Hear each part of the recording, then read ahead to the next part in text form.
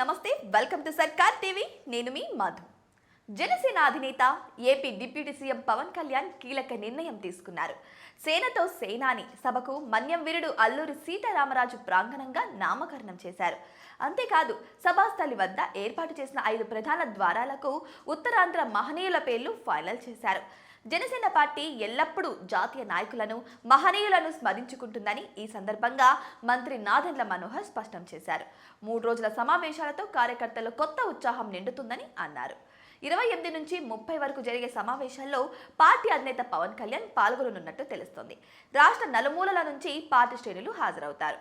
నేడు వైఎంసీఏ సమావేశ మందిరంలో జరిగే జనసేన పార్టీ శాసనసభాపక్ష సమావేశంలో ఎమ్మెల్యేలు, ఎమ్మెల్సీలు, ఎంపీలు పాల్గొని తాజా రాజకీయ పరిణామాలు, కూటమి ప్రభుత్వం అమలు చేస్తున్న సంక్షేమ అభివృద్ధి కార్యక్రమాలపై చర్చించనున్నట్టు తెలుస్తోంది.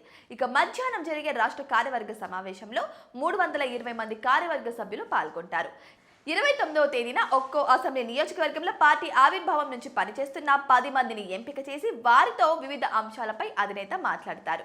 ఈ రాత్రి నుంచే ఉత్తరాంధ్ర ప్రాముఖ్యత తెలియజేసేలా సాంస్కృతిక కార్యక్రమాలు సైతం ఏర్పాటు చేయనున్నట్టు తెలుస్తోంది.